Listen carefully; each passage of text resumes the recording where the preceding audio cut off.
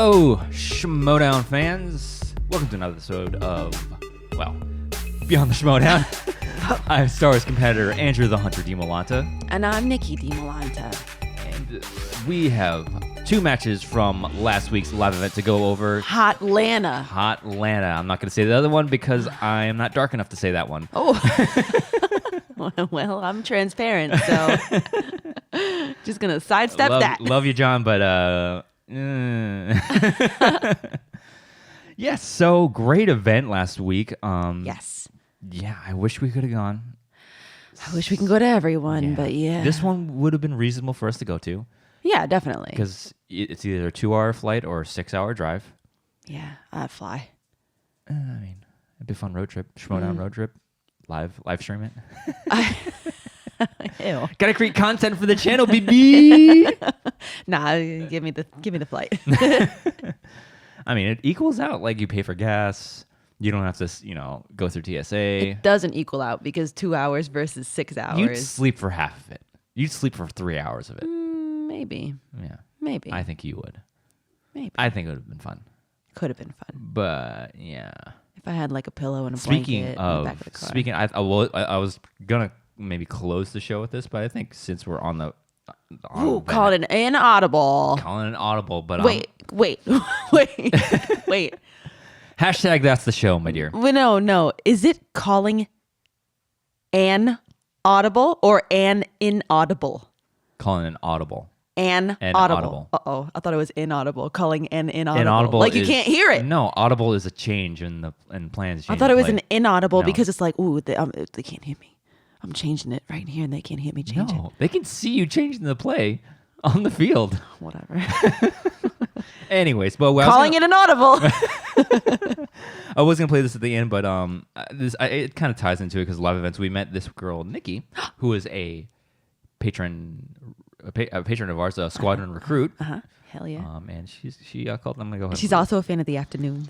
Hi, I'm Nicki. This is Nicki. Obviously not the one who's on the other side of this call, but True. I got to meet you guys really briefly in Orlando during the live event. You guys were super awesome to talk to.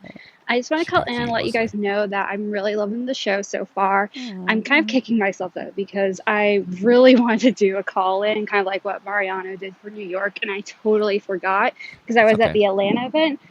But holy fuck, it was a really, really fun event. It was really awesome. I got to pose at the singles bell, which was super nice of Dan. But it was a really great time. Spoilers. But yeah, I just wanted to send some love. Didn't suck, exchange ride or die. And I'm definitely with you guys. I'm so bummed that they're not going to be coming to Tampa. Tell me about it. In Gainesville, #Go Gators. So I'm definitely as upset as you guys are. But I'm hoping at some point we go to another live event. It'd be super cool to see y'all again. So have a good rest of the day. Bye. Oh, you that too. That was squadron recruit Nicki. I already forgot her last name. Sorry.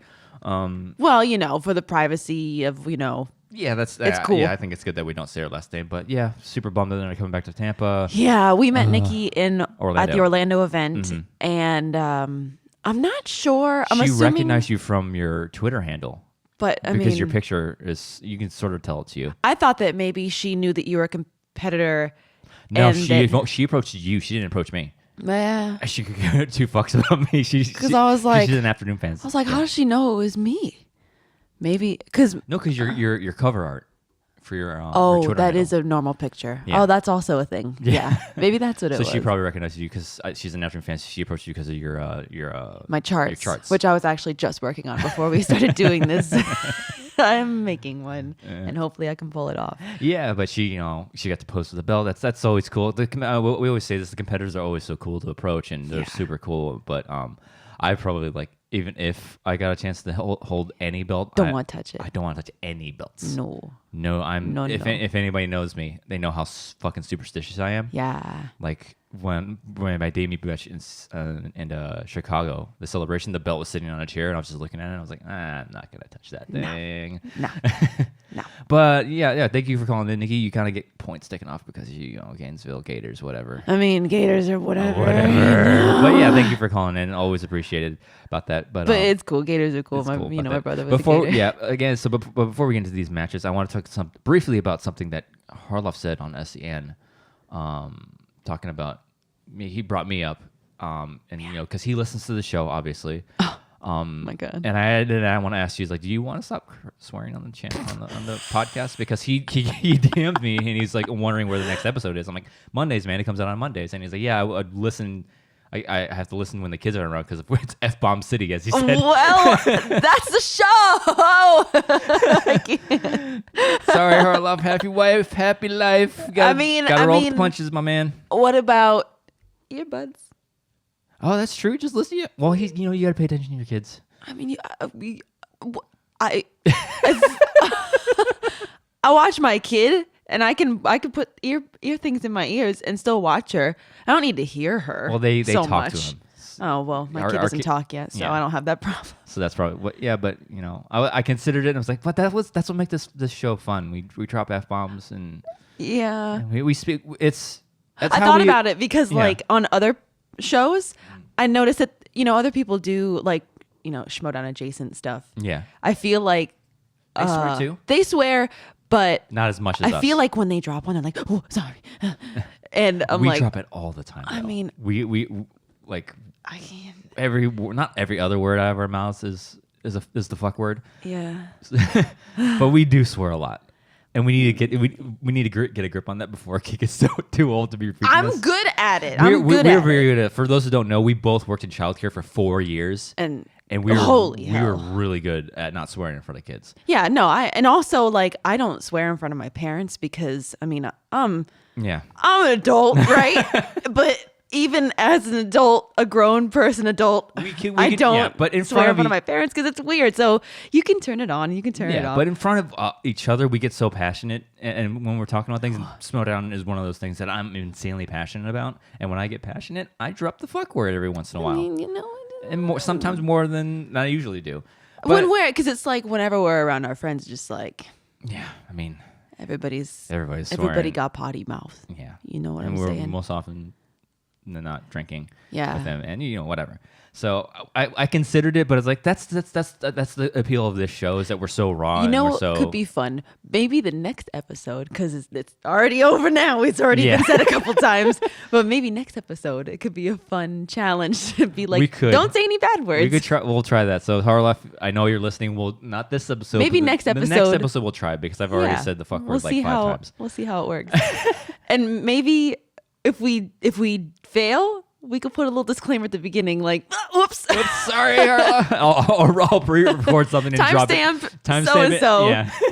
Turn it off if the kids are around. Maybe I don't know. I think he listens on Spotify. I don't think he listens on YouTube. I listen on Spotify. Oh, okay. Yeah, I listen mostly on because Spotify. I was thinking if he does it on YouTube, maybe we can like timestamp like, we swore this one, so be where so we can be whatever. But something also that he mentioned on SCN, because I got brought up for some reason. I think they were talking about Sean Sullivan and his match, and then they brought me up because obviously division. And Harloff mentioned that he listens to the show, and he said me talking about I've been interesting, or I can almost like see me going up against Sean next, and he's like, Dimalanta is 0-2. I'm gonna have to get a win before I get to Sean. Of course. Oh, okay. Before you get to Sean. Before you get to Sean. Before I get to Sean, I have to get a win. Okay. Because Sean Sullivan is the #1 ranked contender in the Star Wars division right now because he's undefeated. I don't like using that term for a person that has one win. Yeah.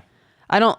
And anytime there's a player that's like 1-0 and they're like undefeated, and I'm like, well, yeah, duh. Yeah. But I don't really like that term unless you have multiple wins. Yeah, Harloff made a very good point. Because I'm still in that mindset of the old Star Wars division, where wins really, like, your record really doesn't matter. Yeah.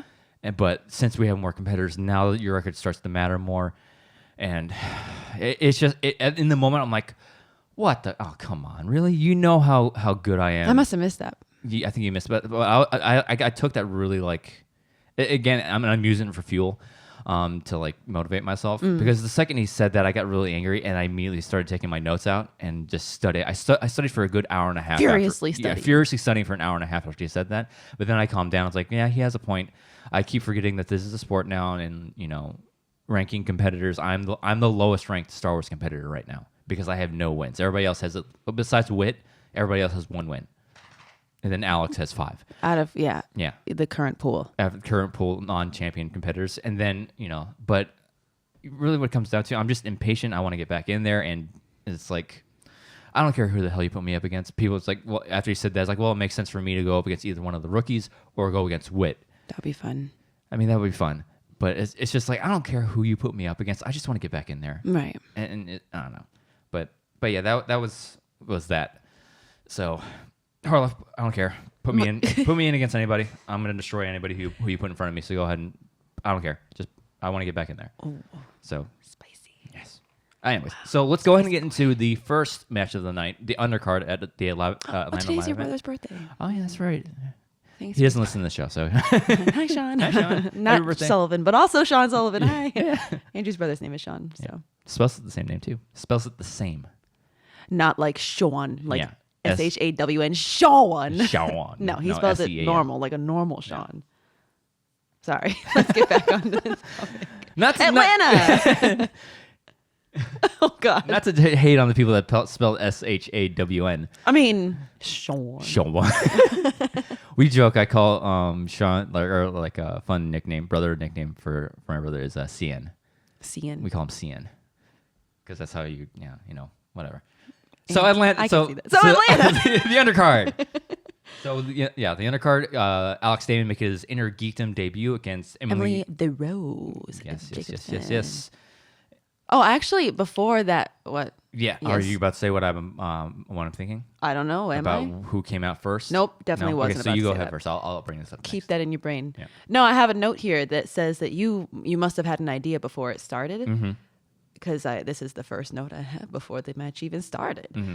Andrew would like to see the option to choose a slice or Oh veto yeah. a slice. So here's the thing. So this is actually a recent thing development I heard. It's a new rule change because before opponent's choice, spinner's choice, and the wheel slices were just like, okay, this is what you get, and competitors had no say in that. Now I think Roka said this is a recent thing where you can actually choose two slices on the wheel. I thought that was usually a thing. No, because I think it's like I think it's that? as of last season. I think I'm not sure when because I have no inside knowledge of how things work in Schmoedown, blah blah blah blah. Yeah. But apparently it's a newer thing. It's a newer thing, I should say, not a new development. But you get to choose two slices.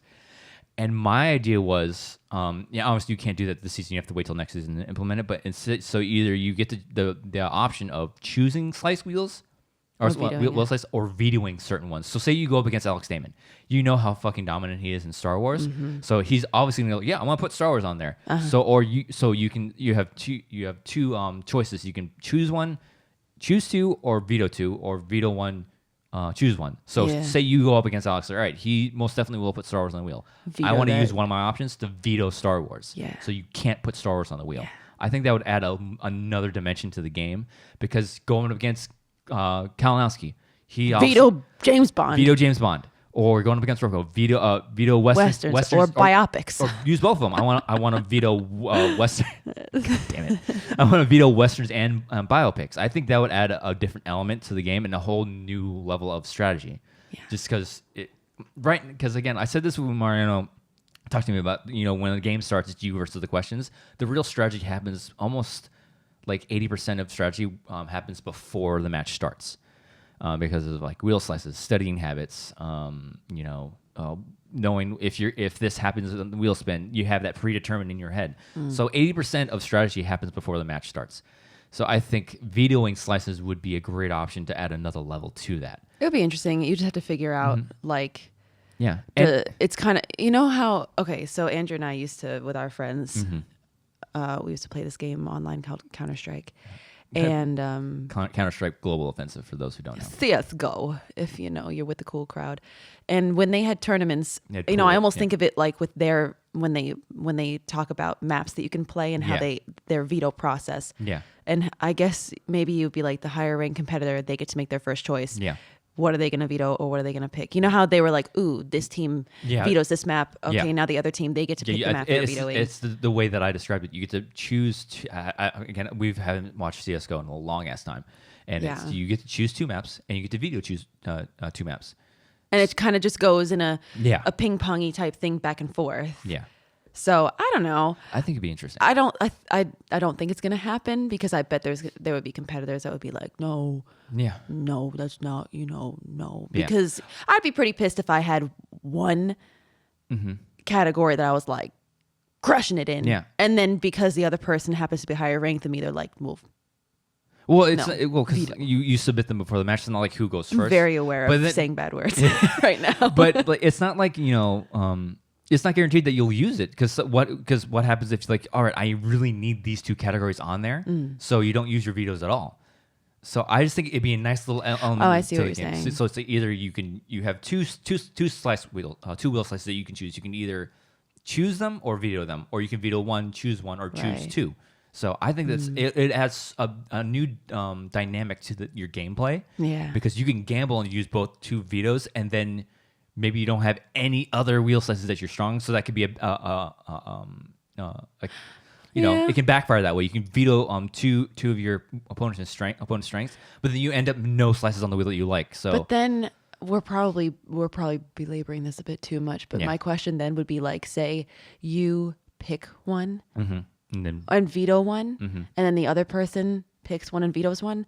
That means you two both gave up the chance to pick two slices between the two of you. That means that there's two slices missing from the wheel, right? Yeah. So then what do you do to fill in those spots? That's a good point. I don't know. There's just there was some kinks to work out. That was just an idea that I was floating out there because going up against somebody that you absolutely know, everybody knows their strength. Ken Lusky, James Bond, Alex Damon, Star Wars. So it brings him down a peg. So now he doesn't have to worry about you don't have to worry about him going on a Star Wars run in the second round. I'm iffy on it. This is an idea, but so let's go ahead and get into the match. So Jacobson, Damon. Yeah. Emily came out with BC, Roca, and Dagnino. She came out in her Ghostbusters outfit. She looked cute as hell. Yeah, and she actually DM'd all of us and like, hey, I have these ideas. And they said this not backstage. She was supposed to come out with a Doctor Strange outfit, and it cost her a lot of money to buy her Doctor Strange outfit, and she only got the cape. And that was, but like a true female person being prepared. Sorry, like a real human female person. I try to do like a true I don't know what I was trying to say, but like she was prepared. Okay, so she was prepared. And she like had a Boy backup. Scout, but she's not a boy. No, I don't know. I have no idea. I'm so sorry. I have no idea what I was trying to say there.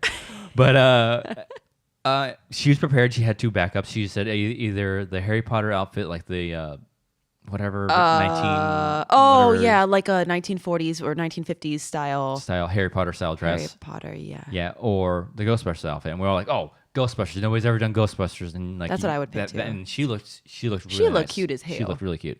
And super she came cute. Out. Yep. And then, well, what? I took a note when Tom was talking when he did his little promo for her.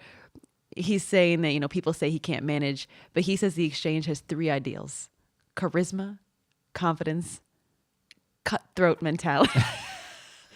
And that we're like a bull in a china shop. This ain't Star Wars. Okay. The exchanges to the Schmoedown like yoga pants are to a ton of people. We just make everything better. I love Tom. You gotta love Tom. Oh my God. It's amazing. Okay, so that was Tom's promo. He did a good job. He's the best. Yeah. Roxy and Molly both walked Alex out, of course. Yeah. And Roxy says that I have a C for you, Tom, communication. That was to be expected. Yeah. She asked, what's your player's name? She feels bad for Emily because she's being managed by the worst, quote, worst manager of all time. And she wants to get respect on Alex's name in inner geekdom. Okay. And before we actually get into the match, I pointed out, why is Alex in the favorite chair?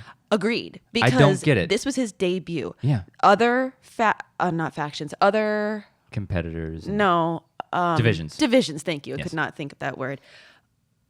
I don't think what goes on in another division has it doesn't carry over into another division. No, it doesn't. So as far as Inner Geekdom goes, he's a rookie. He should Inner Geekdom. He should have come out first because Emily has. She has a record. He had no record. Granted, she's 1-1, but it's a better record than what Alex has at the moment. I was thinking when we were talking about this initially while we were watching it, I wondered, well, is it because, when you think about the awards, they kind of lump Star Wars and Inner Geekdom together.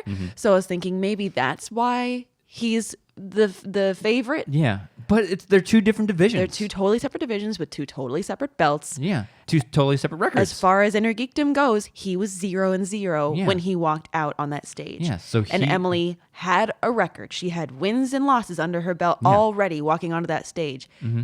She's the higher ranked competitor. She's at this technically point. in Inner Geekdom. She's the higher ranked competitor. She was the higher ranked competitor.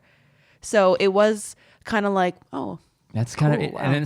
and people, I guarantee people are going to argue, Alex has a Star Wars belt. It's a different division. This is the Inner Geekdom. This isn't the Star Wars division. Obviously, the champ always comes out first, but he's not the champ of the Inner Geekdom division. Like, yeah, he walked out with a belt, but it was a different belt. Yeah, and this has nothing to do with Finstock Exchange bias. No, not at all. It's just looking at this match from like an outside perspective as a fan, because we're fans of the Schmoedown first. I know we're entrenched in the in the league because I'm a competitor and I'm in a faction, but we're fans first, and I looked at this like, what I don't get it. Kinda odd. Are we putting so much of Alex being a champion like ahead, like just like, all right, he's the champion, so he deserves to be out second. So does that mean because Dan's gonna make his Inner Geekdom debut at some point, so let's say he goes up against like Hannah or one of the lower ranked competitors. Who's a lower ranked competitor in the Inner Geekdom? I believe Warfather is another one. Well, I mean, isn't he a rookie? So yeah. No, he already had a match last. Oh, you're right, he did. So anybody else that has like one of the lower ranked Inner Geekdom players, say he goes up against them and they have one win to the record and he has 0. Does that mean Dan gets to go out second now? Just because he has a belt on his shoulder? Well, 2 belts on his shoulders. Spoiler alert, he has 2 belts. Spoiler alert. Spoiler alert, he has 2 belts now. So does that mean Dan gets to, so if that happens and Dan comes out first, then it's like, whoa, what's going on here? Why? So you know what I'm saying? Are we putting so much on the belts? I get it. When Dan debuts, if he comes out second, it's going to be like... And it also depends on who he goes out up against. Yeah, I'm curious to see what happens. If he goes out against another rookie, then okay, I get that because he has 2 belts, so he's technically the favorite to win. Yeah. But this is a different situation. Emily has she's the higher ranked opponent. She's the veteran, quote unquote, of this match. In Inner Geekdom for this match. Alex has no wins to his name, no losses to his name. In Inner Geekdom. Yes. But he has the title. I think we're just putting so much on that title that I guess he's the favorite to win because he's already proven to be a strong competitor in the league, but not in this division. I don't know. Maybe it has something to do with the fact that he was in his home state. Maybe. But that shouldn't have any bearing. That shouldn't be bearing. Again, this is a sport. If you're gonna look at my record and say I can't go up against Sean until I get 1 win, that should apply to Damon as well. He doesn't have any wins to his name in this division. Emily does. Emily should have been in the favorites chair. That's just my opinion. Yeah, and I thought it was kind of odd. It was very odd. But who knows? I don't fucking know. Yeah. So round 1. I wrote down. So the very first question Alex gets wrong. Oh yeah, is the Marvel MCU stages and which movie kicks off. Who the hell knows that 3? kind of stuff? It's Iron Man 3. Good Lord, It's the end of each phase is an Avengers movie. Oh, I guess that makes sense. So but I can't keep track of what came out before what Avengers movie. How many Avengers movies are there? There's the first Avengers, Age of Ultron, technically Civil War, but not really. Age of Ultron? Age of Ultron's the second one. Isn't it? Oh, I guess because it's an ensemble thing and it's not like one person. No, because it's Avengers Age of Ultron. Oh, yeah, I guess it is and a title, then after that was Infinity War, and then Endgame. Yeah. Whatever. But I did write down that, of course, the Star Wars question came up, and it was the first 4 words of the opening crawl of The Force Awakens. And it was sucky because, of course, Alex gets it. That's no shock at all. Yeah. And it was Luke Skywalker has vanished, were the 4 words, right? Yeah. And Emily said Luke Skywalker is missing. So that was close. It was close. She's in the ballpark. Yeah. But they both missed the director of Deadpool, which was Tim Miller. By the end of round 1, it was 5-8 in favor of Damon. It's a 3-point deficit. You can come back from that. So yeah, that's definitely comebackable. Round 2, Alex first spun Wizarding World. Decided to spin again. Got opponent's choice. Emily gave him Harry Potter. Harry Potter, which I think she meant Wizarding World because Harry Potter wasn't on the wheel. Oh, probably. So. I mean, potato, right? Yeah. So it is the same thing, right? No, Harry Potter is only the Harry Potter movies. Wizarding World includes the Fantastic Beasts movies. Whatever. So how many Wizarding Beast movies are there? There have been 2 so far. There's supposed to be, I believe, somebody correct me in the comments if I'm wrong. There's supposed to be 2 more, I believe. I've never seen Harry Potter. Yeah, and they're fucking like hobbiting the fuck out of this series because Hobbiting. Who's the author of these of the books? J.K. Rowling. Thank you. I could be a competitor. She's writing the screenplays, and apparently this stems out of like just notes. So these all 4 of these movies. If there's 4 movies, these 4 movies are stemming out of notes she made out of a section out of one of her books. Sounds like we're just trying to milk this for more money, but who am I to say anything? I have not been a fan of the Fantastic Beats. Lucio and his Fantastic Beats. Yeah. Fantastic Beasts movies. So we saw something for the first time. We saw Alex Damon go to multiple choice on every question, right? He multiple choice. He went 4 times to multiple choice. Yes, and he missed the question, didn't he? He missed a 2-point. He missed a without going to multiple choice. Mm-hmm. Unfortunately, Emily was not able to steal. Yeah, that would have been big. So the 4 times he went to multiple choice, got it right, missed 1. Yeah. Just barely. Yeah. He was lucky she didn't pick up those 2 points. Yeah. Emily, her first spin was Middle Earth, and spin away from that. That is if I was in Inner Geekdom, that's like a wheel I would. I could navigate around it. But it's cool because it's one of those like the names trip you because it's like I love the Lord of the Rings. Not a huge fan of the Hobbit films, but like Middle Earth, it's so like vast. The questions are just so like. How many Hobbit films are there? There's it's all the same. 3 Hobbit films. Lord of the 3 Rings. Lord of the Rings. Okay. So wait, what? Say that again. 3 Hobbit films. 3 Lord of the Rings films. Holy so it's a lot like. But wait, does that include? Are the Middle Earth? Is that within those movies? Yes, so it's all like the Harry Potter. It's not like there's Middle Earth there's movies. There's Lord of the Rings category, and then there's Middle Earth, which includes Lord of the Rings and the Hobbit films. So it's a lot like the Wizarding World and the Harry Potter categories. So every Wizarding World is a Harry Potter, but not every Harry Potter is a Wizarding World. No, other way around. Every Harry Potter is a Wizarding World, but not every Wizarding World is a Harry Potter. Yes. That's, yeah. All right. Did it, ladies and gentlemen. It's like jacuzzis and hot tubs and... That's the same thing. Oh, no. Not all jacuzzis are... Well, no, whatever. Move on. So Emily spins Middle Earth, spins away. She gets spinner's choice. And in an interesting fashion, she decides to go Star Trek. So I hear everybody talking about like, this is terrible managing on Finstock. It's terrible managing on Finstock. It is a little bit of slip up on his part that they didn't decide like, all right, if this happens, this happens. Because if you listen to Emily in her post-match, this was her decision. This wasn't Tom's decision. And she was like, oh, Tom was respecting my decision. Yeah, so she's like, if this happened, I either was either considering MCU or Star Trek. Right. And she's like, well, I think she was afraid of the actor category, like the actor questions in MCU, because I don't think actors is one of her strengths. So she's afraid of that, and that's why she went to Star Trek. I say go to MCU because it's more recent. That would be my mindset, because I'm not... I say go to MCU because it's just better than Star Trek.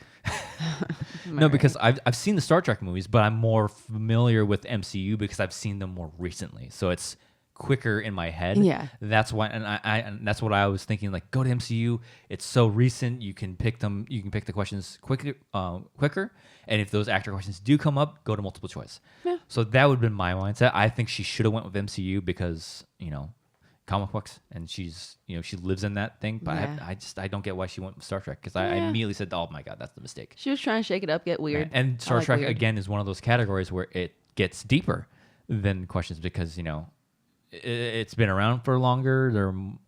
Not more movies, but the lore is more deeper than MCU, if that makes sense. It's a lot like Lord of the Rings and Star Wars, where the lore is so vast. It's a huge fan base and things like that. So she went to multiple choice 1, 2, 3 times. Mm-hmm. She got it right twice, but one of her multiple choices she missed, but Alex did not steal. Mm-hmm. And then she missed a 2-point opportunity, and Alex stole it. It was Star Trek Generations. I believe that's what it was. I didn't write down the question. Yeah. But he got a big old 2-point steal, and that was huge for him. I'm not sure if that was the match. Well, it didn't help. It sure didn't help. I think it might have been the match. I think after missing that 2-point steal on Alex's category and then this steal, I think the second round, this is where it just like, oh my god, this is where it really got away from her. Yeah, and it was tough. He just started, pulling ahead. Yeah. Round 3. Emily was. I didn't have the score, but Emily was down going into round 3, so she went first. Yeah. Her 2-pointer was Back to the Future. Yes. She got it. Yes. Her 3-point was Indiana Jones. She missed.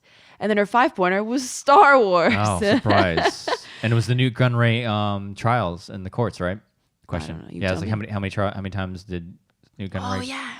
Yeah, and it was 4. She said 6. And then Alex commented, I think, before she missed the 5-pointer, obviously. Yeah. He goes, oh man, those are 3 of my categories. Okay, well, Alex, good to know, baby. Oh my God. This is where I think, because, obviously got dominant in Star Wars, but, not his matches aren't as frequent as others. And this is kind of a, why are you showing your cards type of thing. If I was Roxy, I'd be like, stop, I'd be like, don't tell them what you like.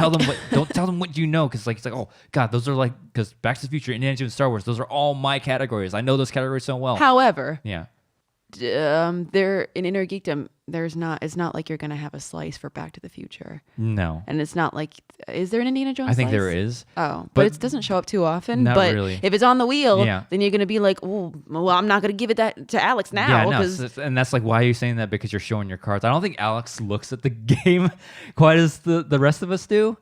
Because again, his matches are so infrequent, so it's like, why your cards are bleeding. What are you doing? I see the cracks in your see through the cracks in your mask now. Ooh, wow, Woo. Rise of Skywalker reference. Yeah, wow. But yeah, so if I was Roxy, I'd be like, don't do that anymore. Yeah, you just talk about Star Wars. Everyone knows that. So with that, it was 11-14 with Damon with a TKO. Yeah. So it was a good match. So after watching this match, we know how Emily is now. We know where she needs to brush up on now. I think the crowd kind of got to her because she said as much. Like this is her first live event. Oh, and Alex lives in live events. Alex lives in live events, so that didn't affect him at all. But they, again, to who is it? Ben Goddard, Bateman, and Andrew Guy all said this, like, live events play a huge factor in this match because Alex just lives in that like little space. It did. It came to play in this one because I think you can see, especially after when the second round started, in the middle of the second round, you saw that starting to get to her. Yeah. So we see where Emily has to improve now. We see, I don't think she's done in this division. I see more room for improvement with her. Yeah. So it was. I don't sleep on her because she's gonna take this loss and learn from it, as she did with her last matches. Yeah. So it was interesting to see Alex miss questions. Yes. So what are your thoughts on Alex Damon in this division? I'm going to watch his career with great interest. I think that he definitely he knows his stuff. Oh yeah, he's definitely he's a king geek. He's king geek. He's not king geek, but he's a king geek. If that makes sense. If he ever somehow got to a belt contender match for Inner Geekdom, he would just be named King Geek. Based on this match, though, do you see that happening? Based on this match, no. Yes. And I don't think that I think he would probably say the same because his second round, it was not that it was rough, but he went to multiple choice a lot, and he was he wasn't the in control Alex Damon we're used to seeing. Yeah. Where he just spits out answers before you even tell him the category. Yeah. So, based on this match alone, no, Smets would smash. Yeah.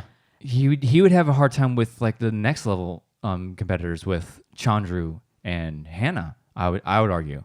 Yeah. So, because here's my thoughts based on this match, because Roxy's gonna talk him up so much. Like, see, told you, he's gonna be dominant in the division. Competitive, yes. Dominant, I don't see it. Because of that second round and a couple of misses in the first round. Mm-hmm. So I don't think we can talk about belt contention based on one match. I don't think. You got to see more matches. You got to see him swim around in more categories. He can be competitive, but dominant, that's yet to be seen. Because looking at this match, I'm going to pick this match apart because of Star Wars. I see, because I've already studied his game in Star Wars. I know, quote unquote, some areas where I can get at him in points wise and his quote unquote weaknesses. This match kind of confirms that for me, and I'm going to keep those little nuggets to myself. Just looking at where he was missing things and missing questions, especially in the first round, that kind of confirms what I'm thinking when I get my chance at him. So, but as far as Inner Geekdom goes, I don't think he based on this match, I think he could swing it in the division. Once you get up to the Kalinowskis, the Maras, and the Smetses, and possibly Dan, but we have yet to see how Dan will perform. Because don't bet against Dan Murrell. If we learn anything from this event, do not bet against Dan Murrell again on anything. But so it's like he could tighten all these things up and make a run, but I don't see him being dominant in this division.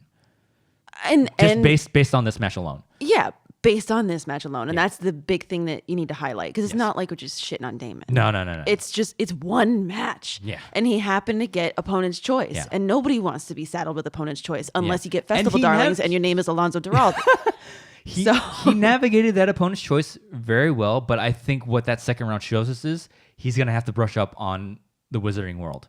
Because that but clearly that could be showed said for other competitors too. Yeah, there's other competitors that wouldn't do well. Yeah. So you can't. I mean, it's not fair to be like, well, he kind of struggled through Wizarding World. Yeah. He's not a good Inner Geekdom competitor. That's not fair to say. No, that's what I'm saying. I'm saying that's a clear. If I was to go up against Alex Damon tomorrow in Inner Geekdom, which I don't want to at this point, but if I was to go, I was like, him Harry Potter. Put Harry Potter on the wheel. I'm gonna study the fuck out of Harry Potter. That's the one I'm hoping he's going to get, or the one that whatever. But you know that he and Roxy are going to talk about this, and they're going to brush up on those things. So you can't just be like, oh, yep, he sucks in Harry Potter, because now he might watch it twice as much. Yeah. So based on this match alone, what are you doing? No, if Roxy's he's not getting the belt, tomorrow. Yeah. But like you said, he could absolutely be competitive because he obviously. He's got a lot of stuff up there in his brain, geek-wise. Obviously, he knows how to recall all that. He has great recall. You were talking about how does he really even study Star Wars anymore? Yeah. But, I mean, he obviously has some method to his madness of how he gets those things into his brain and keeps them there. Yeah, and just use that strategy for everything else. He knows what he's doing. Yeah. And when he takes what he's done in Star Wars and applies it to Inner Geekdom, he could become dangerous. He's not dangerous right now in Inner Geekdom. No. But the potential is definitely there. If you see what he does in Star Wars, he could do it. Yeah. Absolutely. But, it's going to be a long road. He's not doing that right now. No. And I've seen people in the comments and they're like, oh, see, told you, Damon's going to be dominant. And if Roxy comes down SEN or backstage next week, I'm like, I fucking told you, he's going to roll through this category. That's like that football fan that looks at like a 30-point win on their football team and like, ho, next Super Bowl champions. We'll see, we're going to run through this league. It's like, calm down. Yeah. It's your first game. Yeah. Let's see how the rest of your games shape out. Yeah. That's the way I see Damon right now. So it's like, good win. But you got a long road ahead of you to get to that. There's a lot of geeky things to talk about and ask about. But he definitely, I don't know. No, he's someone to keep an eye on. He is. Just because he knows what the hell he's doing. Yeah, but when you compare this one match, again, based on this one match, you compare his gameplay to Smets, Kalinowski, Mara, and like... Well, obviously they're seasoned competitors. Yeah. So it's just, it's a matter of... Yeah. Even Chandru's thing, I would say. It's not the time for Damon right now. First match. He's got plenty of time. Yeah. All right. So let's go ahead and get to the main event. I had some notes about the post match interviews. Yeah. So let's go ahead and He was Alex saying, now I know how it feels to miss the question. Wow, flexing. This is how it feels to not be sure of a win. Oh. So that had to have been an interesting feeling. Mm-hmm. And also flexing again. Yeah. Roxy said that she hopes that Tom is off crying in a corner because she feels bad and hopes that Emily finds a better manager. And then Robert Parker just like dances his way up onto that stage and breaks up Alex's post-match interview and says he's going to take anyone on and that he and the Dungeon are here to dominate, baby. God. If Parker does not deliver in his first match. I'm telling you, there's a lot riding on that boy's shoulders. Yeah. That man. Yeah. Whatever. I don't know how old he is. He's 20. He's in his early 20s. I know that. It would be, I know, it'd be nice to be in your early 20s again. It's nice to see somebody that looks younger than me in the league. Even though I'm in my mid-30s. Oh, boy. Yeah. Wow. So that's sit in your head for a minute. But again, it's just like, oh, God, I had a thought in my head about Alex Damon.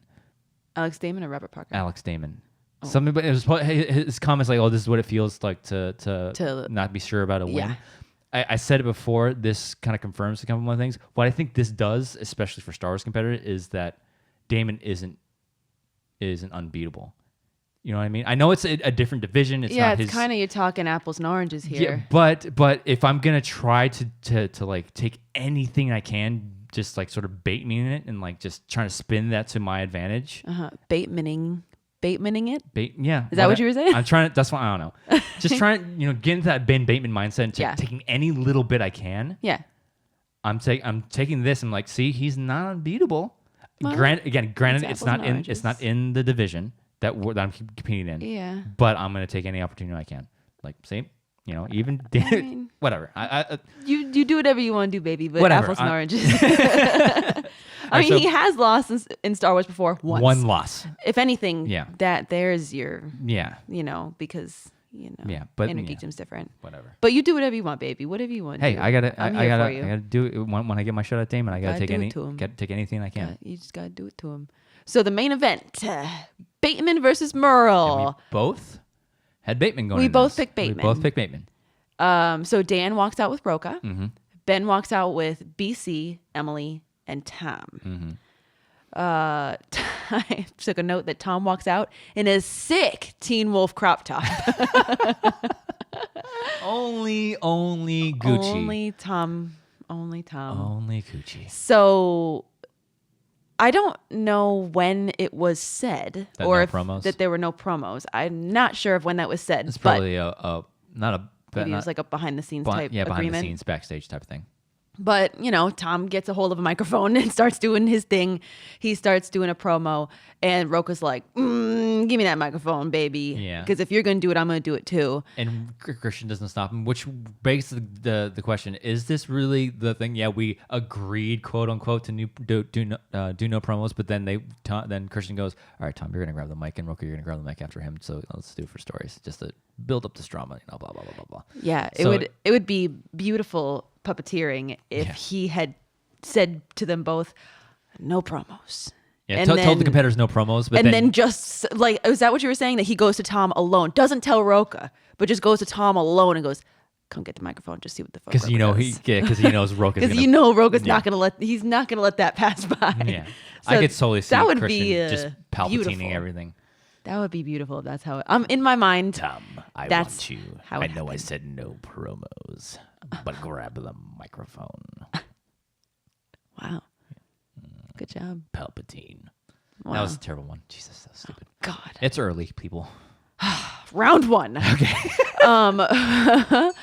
We were both commenting that Dan, he looked very loose on stage. He looked very comfortable. And it was kind of, that would be unnerving. So he has not lost an live event. That's right. Ever. So it was confirmed how loose he was when they asked who directed Face Off, and he answered Sir John Woo. So he's throwing jabs. They double checked even before the match. It's like, hey, if I do it jokingly, Sir or Lord, in front of somebody, will you still count it? And he's like, yeah, we will. Yeah. So well, smart. Yeah. I mean, that's a veteran move. Yeah. I mean, who else would think about that? I would just get up there and start saying shit. Yeah. And just hope for the best. But that's that's why veteran Dan is Dan. So he also said Lord Tom Hanks. So he's up there taking jabs at Ben for challenging that in the New York match. Yeah. Ben, he missed a couple in round one. He missed a Naked Gun question. He missed a Nightmare Before Christmas question. Wow. Which was kind of surprising. But then again, we've talked about this before, that when you see somebody miss a question, you're like, "How'd you miss that? That was so easy." And it's like, we'll get. We're definitely gonna get to that. We're definitely gonna get to that. But I remember seeing that question. I was like, "Oh, well, duh, yeah, Nightmare Before Christmas." They were talking about Oogie Boogie, whatever the hell his name is. But he missed it, and it is what it is. And I'm wondering if Ben's study habits kind of get to him in certain things, because he said he said on, I think it was on Action Industries that he said this. He doesn't study for matches by watching movies. He says the second he does that, it's gonna feel like homework to him.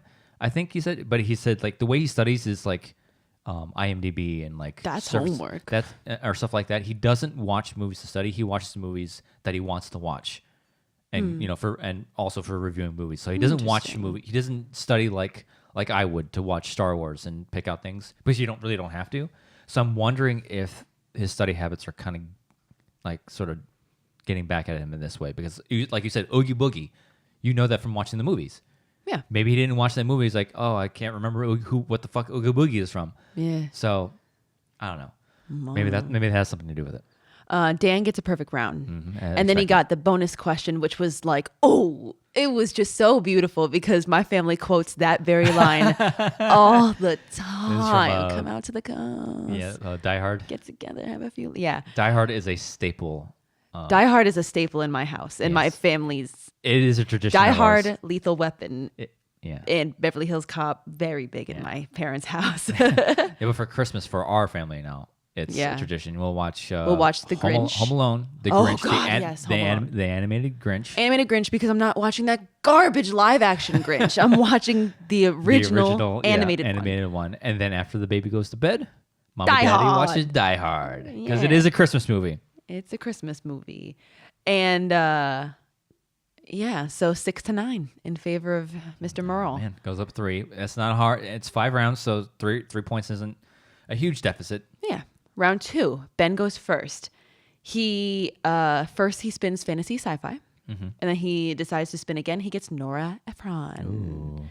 He knocks it out of the park. He gets a perfect second round. He didn't go to multiple choice. Yeah. He did classic Ben stuff where he just takes his time to answer. Maybe does he know it? I don't know. He's really taken a while, but he, who knew? Runs the table. Who knew how much he enjoys Nora Ephron? Round 2 for Dan, he spins Anne Hathaway, and he's like, okay, gimme. I'm Dan Merle, bitch.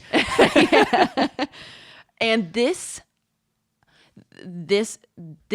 round for Dan, in my opinion, arguably was the match. In my opinion. Yeah. Because of that steal. He missed one. It was Colossus. That one movie. What's it called? It started with a C. I don't know. I'm just saying Colossus because I said it earlier, but I don't think that's the name of the movie. I said it to Andrew earlier. Talking about something else. I don't think that's the name of the movie. It starts with a C, though. I don't know. Some Anne Hathaway movie. I think it's like a monster movie. I don't know. I'm talking on my ass here. I honestly, I don't even remember the question. In any case, it was a movie with Anne Hathaway, and it started with a C, and they asked about something that happened in the movie in like a Asian country. Oh, yeah, this question. And Dan goes to multiple choice, and it was like China, Japan, South Korea, and somewhere else. Dan goes with Japan. He got it wrong. Ben goes with China. Wrong. The answer was South Korea. Yeah. If Ben had gotten that question, that would have been it. Yeah.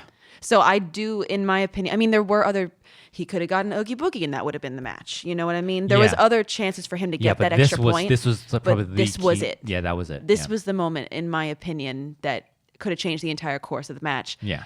I think that was probably one of the most important moments in this whole match. Yeah. So he did not steal. By the end of round 2, it was 14-15 in favor of Merle. So he cut it down to 1 point. Round 3, this is where things got real spicy. Yes. So up until now, Dan has been loose. Lord this, sir that. Yes. This and then the betting round comes. Dan spins and he gets opponent's choice. And in an unprecedented turn of events, Ben picks Tyler Perry. And what? And this is Ben. Ben being Ben. Ben. He put opponent's choice and spinner's choice on the wheel, which we will get to. And it's theorized that he put Tyler Perry on the wheel for this exact fucking situation. And do you want to go ahead and talk about the spinner's choice, opponent's choice argument, or do you want to wait till the end? I say we'll wait till the end. We don't want to get too far out of Okay. So he picks Tyler Perry. The crowd goes wild. Yeah. Dan bet zero, which I have my own thoughts which on. I also want to talk about. Dan bet 0. He missed it. Ben bet 3. Go big or go home. I don't remember what the question was. Probably something about a job. What kind of blue collar job does this character have? Oh, and he yeah. was a mechanic. You're right. Yeah. So by the end of round 3, 15 to 17, now Benny Boy's in the lead. Yes. Going into round, yes. And what's up? And you said that up until this point, Dan looked really loose. Yes. After this round, he didn't look shook. He looked unsure of himself. He looked like I don't even know if I say unsure. But he looked uncomfortable. Like he's. It's a noticeable difference how he was approaching questions. He tightened up a little bit. Yeah. He got more focused. Yes. He dialed in. Yeah. He wasn't, he wasn't just kind of playing. Not that he was playing around, but he definitely he wasn't as relaxed. Tightened up a bit. Yeah. And focused up. Yeah. Because it was like, oh. Yeah. And then round 4 came, and it probably got him into even more of that mindset of, I better, focus up. And I'm not saying that he was, playing around. Yeah. But he's what just I mean. very, very. He just got more into the he noticeably. All right. Yeah. Focused. Yeah. I don't know. I feel like an asshole saying that because you you know what I'm talking. I know, and it's not disrespectful. It's like that's like you can tell that he wasn't as. I'm not trying to imply that he was just messing around and not taking it seriously. He wasn't as relaxed as he was going out of the third round. He was like, all right, okay. He was like, this is all right. I gotta like. Shit just got real. I gotta buckle down and really get back this lead. So round 4. Yes. Speed round. Dan didn't even buzz in. Yeah. Ben just ran through. Ben ran through it. So there were 5 questions. Ben missed one of them. That was probably another moment that could have been it.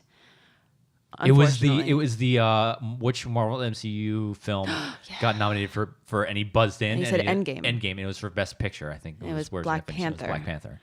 So he missed that one. Arguably, that could have also been the game. But he got 4 out of 5 in the speed round. It was crazy. That was crazy. And was it after the Tyler Perry answer that Ben just got fired up? And I love seeing Ben get like that. He doesn't get that like that very often. He doesn't. He's usually so calm, cool, and collected. Yeah. But seeing him just get that like into it and passionate is like, this is why I love this game. Yeah. Like, I love moments like that. So going into round 5, oh God, I couldn't. My blood pressure was like through the roof in this match. So Dan, he got his 2-pointer. He got war movies. He got a question about Jarhead. Yeah. And the answer, I believe, was Jake Gyllenhaal. Yeah. He gets it, of course. His 3-pointer, he got 70s. Some kind of question about Murder on the Orient Express. Got it. So now it bounces back to Ben. 2-pointer. He gets action adventure. What's the subtitle to one of the Charlie's Angels movies? Full Throttle. He got it. Yeah. Bounces back to Dan for his 5-pointer. Ramcams. And this is where a lot of people have a lot of stuff to say. So he got a question about where he got like he obviously got the genre because it was the category he got. Yeah. He got the genre. He got people that starred in it. I think he might have gotten the year it came out or something. He got a lot of information in this question, which is what a lot of people had an issue with. And the answer was Nick and Nora's Infinite Playlist. He got it. Yeah, and it's just a lot of like leading the witness type of stuff. Yeah. Yeah. So he gets it. It bounces back to Ben for his 3-pointer. Something about All About Eve. And he got it. Yeah. Which brings it to a tie game, 25 to 25. Yeah. Ben gets his 5-pointer. Oh my God. Yeah, this was heartbreaking. He got Judd Apatow. And it was a question about the name of Tony Perkis's, I forget what they called him, but guy from Far Away or something. Yeah. Like that. And I like heavyweights. It's been years since I've seen it. Is it technically a cult classic? Or there's a cult following for this film? I remember really liking Heavyweights. No, I really enjoy Heavyweights. Yeah. It's one of those just feel good. It makes me kind of feel like a kid again. Yeah. It's summer vacation right now. I'm watching Nickelodeon on one TV. Camp movies, yeah. Yeah. And I do enjoy Heavyweights, but I haven't seen it in years. Yeah. So when I heard this question, I'm like, oh shit. Okay. Well, I know the guy is from Germany. Yeah. That much I do know because I remember one of the lines was somebody says 9. Yeah, 9. And they're like, no, there's a math question. 9 is German for no. Yeah. That's how I remembered that he was German. So in my head, I'm like, I don't know, Hans? Yeah. But what was the answer? Lars. It was Lars. And Ben said Chaz. Oh, and Lars. Cleat Lars. Cleat Lars. But I went the diehard route, and I said Hans, but it was Lars. That means it goes to sudden death. Yeah. Which I'm already shitting over here because I can't take this kind of back and forth. Goes into sudden death. Question 1, they both got it right. Mm-hmm. Question 2, this is where Ben missed. So it's 26 to 27. Do you remember the I sure don't. I did not write it down. I remember watching Action Industries, and Ben went against his gut on this one because he initially had the right answer. He went against his gut. He initially said, "Oh yeah, because I think it's this. My gut says this." But no, and he did that stupid thing every competitor does, second guesses themselves. A lot of shit's rattling around your head. No, that's not the answer. He erases it and writes something else. Oh, it's heartbreaking. Or I don't think he erased it. I think he wrote something down. But his initial thought was the correct answer. And it's like, God, that sucks. I think it was an actor question, but I'm not sure. It was the name of the actor or something. So 26 to 27, Dan. And now Dan, he makes history. What is he? The four-time singles champion. He's double belted. He's four-time singles champion, fourth competitor to be double belted, second to hold the singles and teams belt consecutively. Because Sam did it before, correct? And Sam did before him. And I've been on record saying that Rachel, I think, is the greatest of all time. With this win, I'm gonna have to change that. I think there's no arguing now that Dan is the greatest to ever play the game. Yeah, you got to give it to him. Come on, you look at his record: four times singles champion, double belted, teams champion. Won the free for all last year. Never lost a live event. He's got like 87 wins and like 100 million knockouts. And if he goes on, he doesn't even have to win the IG title now. For me, at least, if he goes on a good win streak in the Inner Geekdom thing, it's like, how can you argue this guy? If he has a strong presence in Inner Geekdom, maybe not necessarily get the belt, but if he has a strong showing, then it's like you can't argue. And then he's like, oh, I did Inner Geekdom. I think I'm going to swing into Star Wars. Like, well, fuck me. I'm going to have to study even harder now because this guy's coming to the Star Wars belt now. So I don't think we're ever going to see somebody do all 4 divisions. I think Dan has if anybody is going to do it, I think Dan should definitely consider, because Rachel considered it. It's just she got burnt out from competing in all 3 divisions. Well, and that's the thing. I don't want him to burn himself out because I want Dan to be a presence for as long as possible. I think if he goes into the Star Wars division, do it next season or a year, or like think about it next season, because go do your little Inner Geekdom run, and if he likes the Inner Geekdom, then jump into Star Wars, see what that's all about. Because if any active competitor right now was to jump in and do all 4, 2 people come to mind: Mike Kalinowski, and Dan Murrell. And I would argue Dan Murrell would have a better shot at it. I would bet hard on Dan. Never Murrell. heard Dan talk about Star Wars, so I don't know. But Kalinowski could be really dominant in Star Wars, but the fact that Dan Murrell is dominant time in and time out, how do you, if he was to jump in and go, I'm going to Star Wars right now, it's like, oh, I don't want to go against Dan Murrell because look at this guy's like resume for this. He's the greatest to play the Schmoedown ever. Yeah. And I've said Rachel is my GOAT. Rachel is now the best of all time to me. Dan Murrell's the greatest of all time. Yeah. Potato, but because I love Rachel. Rachel's one of my top favorite competitors, but oh my God, Dan is unreal. So in the post-match interview, Dagnino said he's going to give the people what they want. And he throws his crop top into the crowd. I really would love to know who got that. No, and this is what I think Harlow said this on SEN, that the guy that caught it looked at it and went, and he threw it back. What? Not threw it back on him, but he just tossed it over his shoulder. I was like, I would do the same, my man.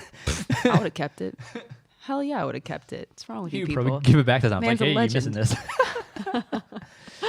this. And Roca, when Roca got onto the microphone, Yeah. he said the exchange is going to have issues. And, you know, you're going to have those kind of issues when you have this many great players and this many big personalities that are all fighting to be the best. These things are going to happen. He said, I'd rather be in a cage with a bunch of wild animals fighting over the meat than being timid in the corner. Like, can I play? Yes. That wasn't probably a direct quote, but that was what it was basically saying. And he's got a point, because the exchange was catching a lot of shit for, you know, communication issues and all that kind of shit. Roga's got a point, though. And to that point, that is the exact mentality of our faction. like not even just because you can look at the horsemen, the top 4 competitors on this division. It's like they're all the alphas, they're all fighting for the belts. Don't sleep on the rest of our faction. Like you've seen how dominant Craig can be. You know how what a great competitor Great Drake can be or has been, and the rest of us that have yet to make our season 7 debuts. Yeah. That's the mentality that we have. We're not going in like, oh, this is fun. It's like, no, we're going in to dominate this league. So, and you can see that when we're on podcasts. You see it in our TM. We're all behind each other. And that's just the mentality we all have. We're so competitive and we're all hungry for those belts. So, yeah. And one other moment that people were really talking about in the post-match interview was before anyone really started talking. It was Ben and Roka. They seemed to get into it a little bit. And everybody was talking about that a lot. Oh, yeah. And it was on, I want to say, Backstage. No, that they revealed what they were talking about? Well, I think it was on Backstage that somebody might have asked a question. I think somebody did a Schmoebot or whatever. Yeah. And they were like, so what the fuck was that? Yeah. Oh, yeah. And it was kind of a tense moment because I think Roka almost started talking about it. And Ben was like, let's move past this. Yeah. We're going to go forward. We're not going to talk about this. Which was like, oh, wow, okay, well. And at some point, I don't know if it was on Chilled Action wherever, that Roka kind of gave insight as to what it was. Not to get into like nitty gritty details, and not that we know what they were saying. Not we don't have the nitty gritty details, but basically, I think it was that Roka was kind of the mindset that both Roka and Dan that they were like, it's disrespectful to put opponent's choice and spinner's choice on a championship wheel, which I am on Ben's side with this one. I am too, because I understand what Roka and Dan are saying. It's disrespectful. It's an unspoken, unwritten rule that you know, if you want to be the best, you got to show you're the best by just, trivia, knowledge against knowledge. Yeah. But my argument to that is in favor of Ben. First of all, he's the champ. He can do what he wants. Yeah. That's why he has the choice and to that's do not it. The first. I think Dan Merle did it once to Christian or some. Or no, so I don't know. Somebody did. We'd have to fact check that. Yeah. But I agree with Ben because. Yeah, I understand what they're saying, knowledge against knowledge. However, this is not an Iron Man match. This is a 5-round, regular old championship match. Yes. The Schmoedown is not just knowledge versus knowledge. Yeah, it's strategy. It's the game. Yeah. Like, you got to play the game. You got to play the strategy behind the game. And if I don't know, you want to win, so you're going to take whatever chances you can take. And if that means taking a risk of getting opponent's choice, that's the risk you take, because it might pay off really big to get that spinner's choice. And it did, and it showed its It head almost in this match. did. Yeah. It almost made this Ben's match when he got Tyler Perry with spinner's choice. And I think that's just a beautiful example of somebody playing the game. Yeah. Like a comprehensive form of playing the Schmoedown. Yeah. I don't think it's disrespectful to put opponents and spinners on the wheel.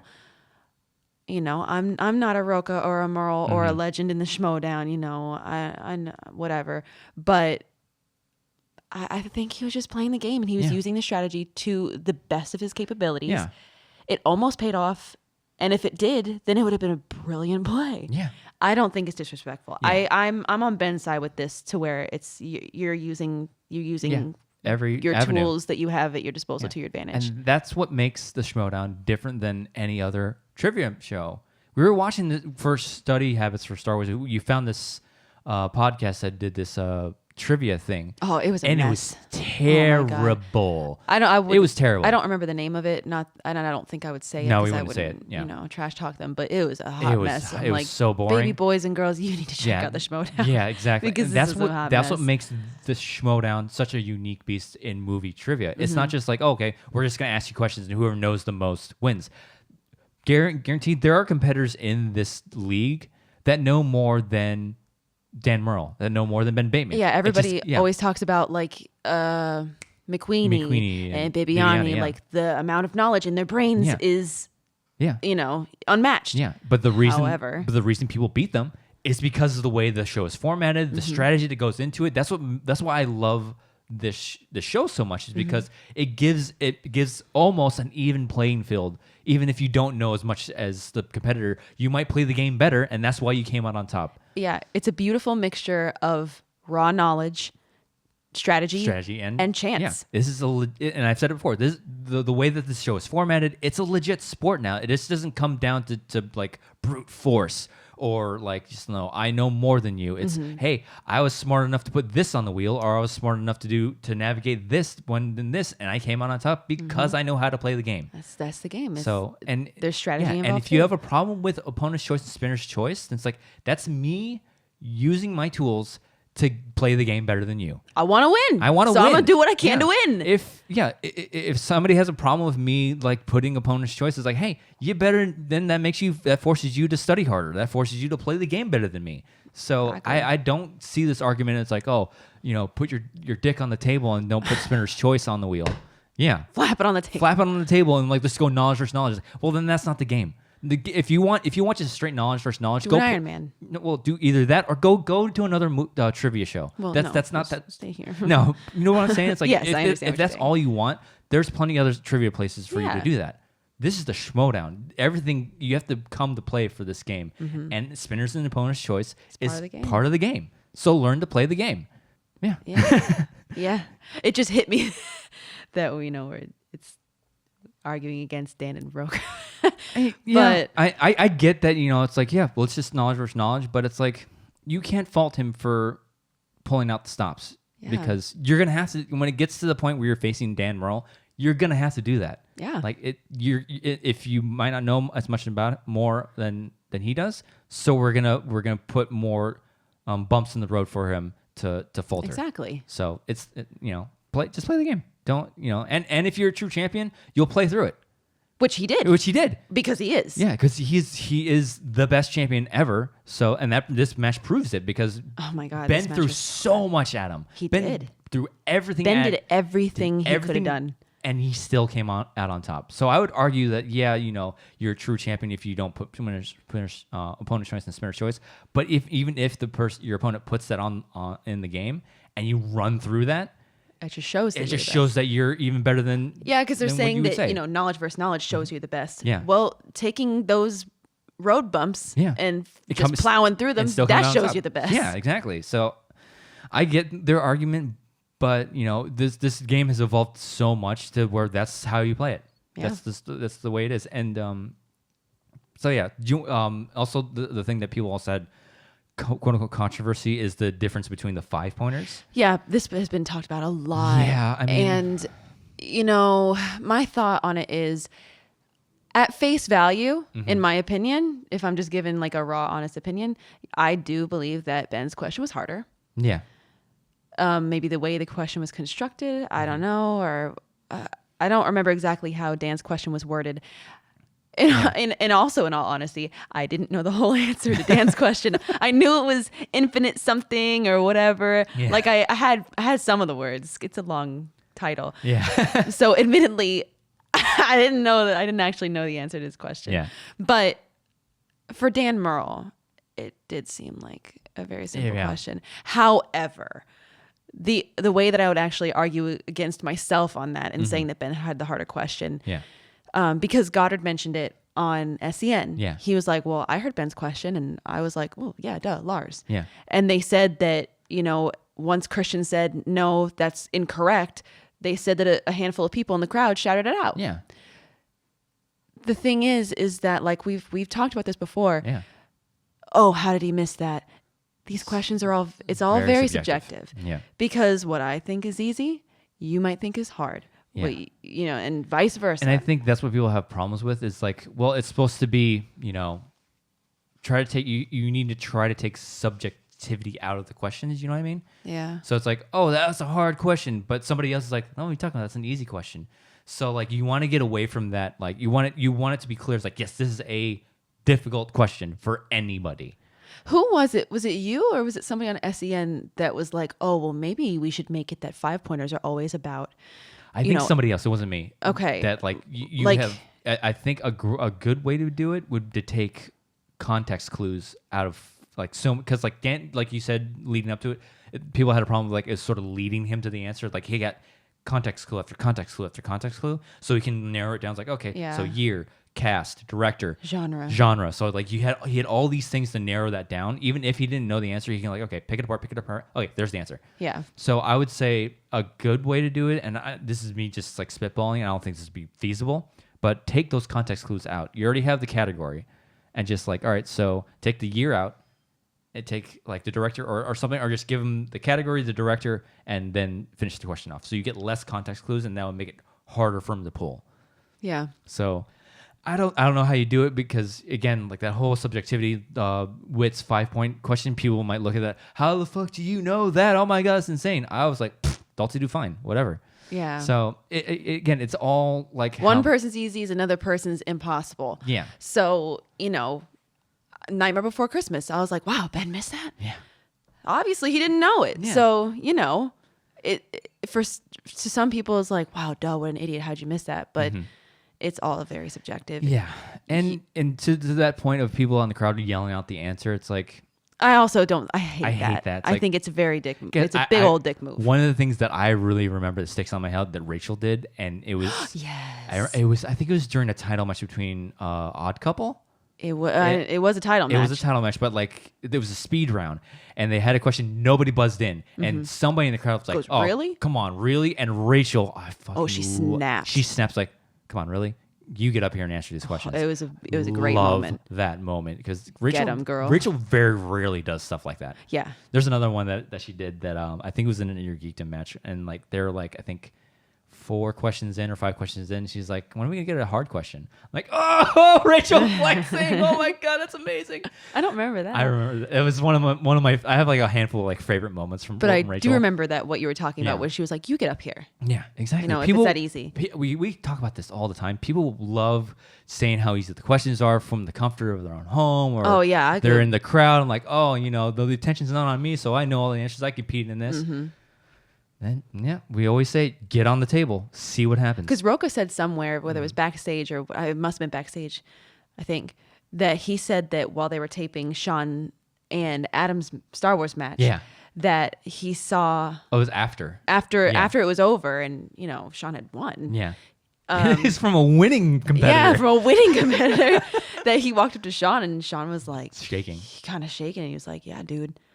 It's different. It is a different ball game when you're up there." Exactly. And I wish in like some crazy, dream world, it's not realistic, and because it would be like, how the hell do you do it? Yeah. But I would love to see some kind of, I don't know, impossible dream match where golden ticket lottery. Ticket type exactly, like a Willy Wonka ticket. They sort of did that with the Orlando event. I would love to get what's his name? But that was very random. Jaeger.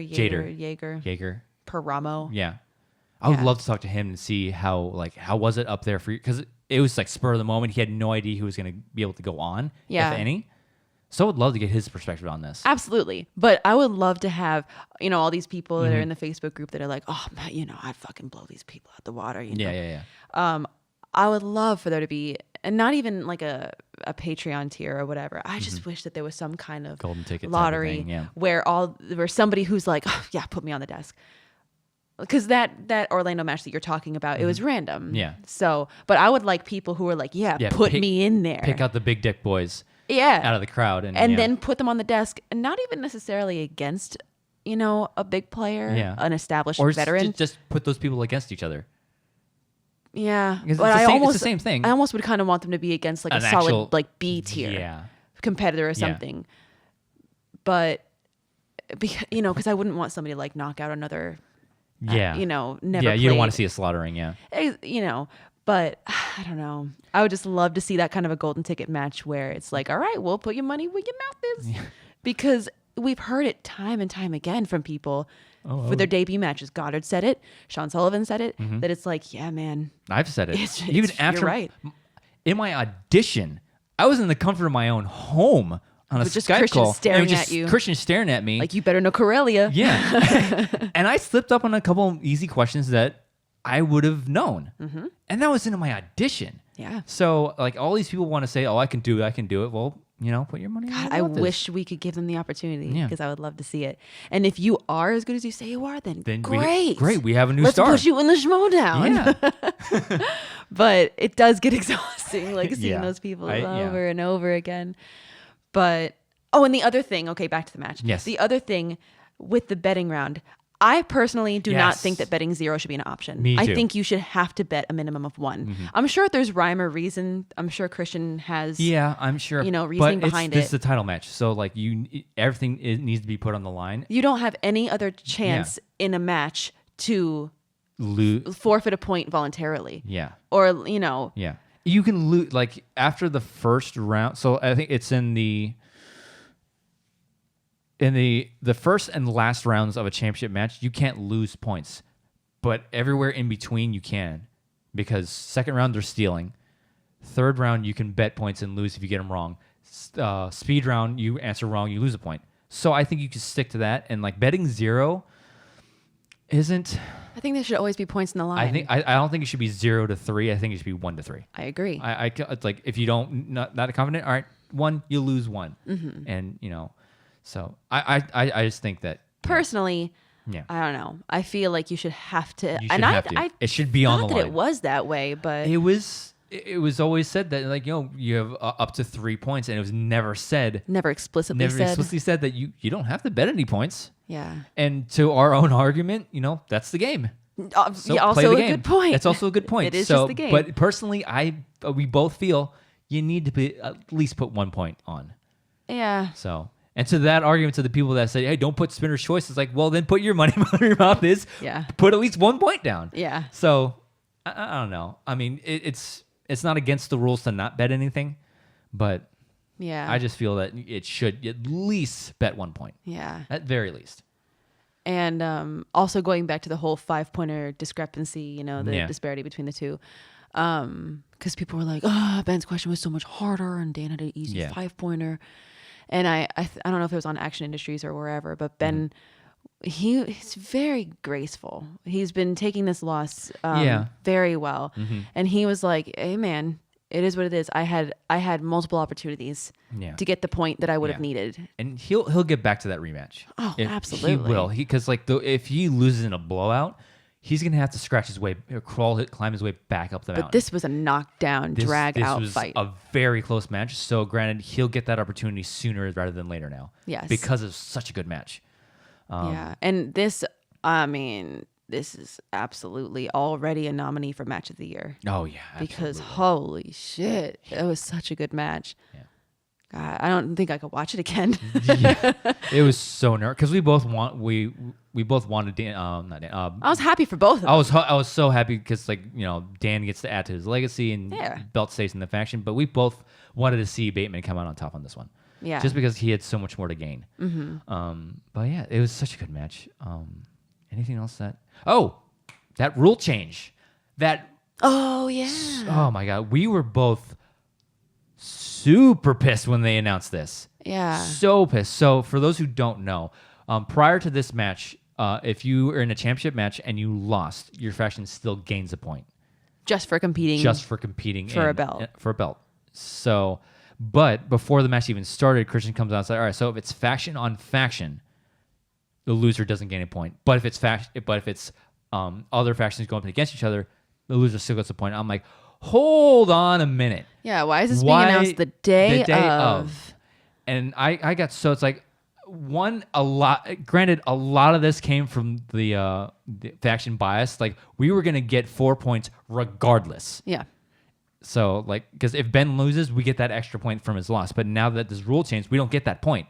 Mm-hmm. So we had this conversation in the DM. It's like, it's supposed to make it competitive, and it's like, why are we punishing teams for getting to this position anyways? It's like, yeah, if you have two members of the same faction going against, and this is again a little disclaimer, we'd be having this conversation even if it was a different faction. Yeah. It was obviously hated because it's a faction that you're a part of. Yes. But I would still have the same argument regardless of the faction. Yeah. So let me just make that clear. Yeah. If you have two members of the same faction that are going up against each other for the same belt, why are we going to punish that faction for excelling? Yeah. If you're both doing so great, yeah, that you're both going for the belt. Why are we going to punish that kind of excellent performance? It didn't make sense to me because it's like you knew, like when you announced Dan in the number one contender shot for the New York event, you went in that knowing very well that it was a strong possibility that this was going to happen. And you knew this was a possibility, period, even when you made this rule up. So why now say, okay, since they're both faction mates are going against each other, they don't get that extra point for the loser? Like, I wonder... And it looks super fucking sketchy because the Finstock Exchange was clearly winning at this point. That's my question. Was it because of the faction they were a part of? Or was it just something that they'd already been stewing over and talking about and just picked that weird moment to tell it to everybody? And if that's the case, like you knew this was a legit possibility that factions could be going up against each other in a title match. Like, would this announcement still have been made if it was another faction? Yeah, exactly. Is my question. Or was it just because it was...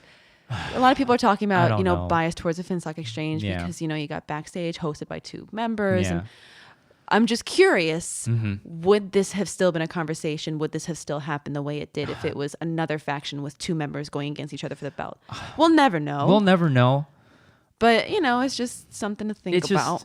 It really annoyed me because, like if you knew this was a possibility, why not, like, strike it all together? Like... And to do it because another big problem I had with this rule change was like, it's not that, all right, if they would have said to come out, it's like, all right, regardless of factions, regardless of anything, loser never gets a point anymore. Yeah. Regardless of factions. Right. I would be like, okay, that made sense. I never really liked that rule of the loser getting points anyways. I kind of hated that rule. Yeah, because it doesn't happen in any sport. And it doesn't happen and it doesn't happen for any other match either. The loser never gets points ever in any match. So it's like, it's either all in or all out. So no matter what faction, whatever, loser gets a point, or no points rewarded to the loser whatsoever. It's like, so if you're gonna make that rule change, do either or. Wait, so when it was announced, was it? Because I don't remember, to be honest. When it was announced, was it announced as for this match, or was it announced as ever? Okay, going forward. But to that, and this is why I've come down on this a lot, because on SCN this past week, Harlow said, all right, so we're making another change regardless of factions, anything, no loser gets a point from now on. So even if it's a faction against a different faction. Yeah, no matter what, loser doesn't get a point. And I actually commented in chat, I'm like, good. I hated that rule. Good. And Harlow actually saw my comment. He's like, oh, okay. So like I'm glad with that. For me, it was either go all in or just completely strike that rule together. Yeah. And I'm actually in favor of striking the rule all together, because I never made sense for me. Like, you already got an extra point in your number one contender match leading into this match. So why are you getting another point on top of that for losing?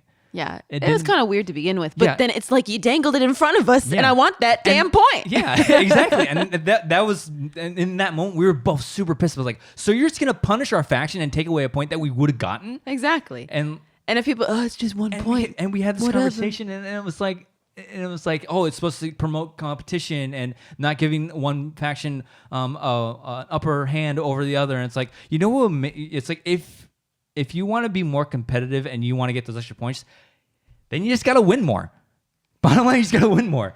So I was just super pissed. But in the moment, it was like, wow, you're just gonna punish. You're gonna just punish the team for doing really well. And another thing that I like for striking this rule is it takes away the opportunity of people sort of like cheating in a way. So it's like, say you throwing for a TKO and that extra loss. Yeah. So you get the TKO extra point and you get the extra point for losing, and if it's faction on faction, so now you get all these points for purposely throwing. Yeah. So that helps from just discouraging from people throwing. So I'm totally in favor of this rule change now, just completely getting rid of it, because I hated that extra point for losing to begin with. Yeah. But yeah, wow, we went super long today. Oh yeah, it was like an hour before we even started talking about Emily and Alex. But so anything else that we want to touch on before we end this super long episode? So later today, because the day that we're doing this, it's Saturday, so pretty excited to watch that live Schmoedown throwdown between the family and corruption. So what do you have the schedule in front of you? I can. Okay. You're gonna have to just keep everyone talking. Yeah, so talk amongst yourselves. I'll give you a topic. What I want to do is, because I want to try to start doing this, is like look at the schedule, see what matches are coming up, and give our quick predictions for them. And we're going to make them super quick because we're almost at an hour and a half in this episode. You get to listen to these beautiful voices for an hour and a half. Yes, yes. Yeah, we should start. So today we got what? I said we should start an ASMR channel. Oh man, we should ASMR Schmoedown.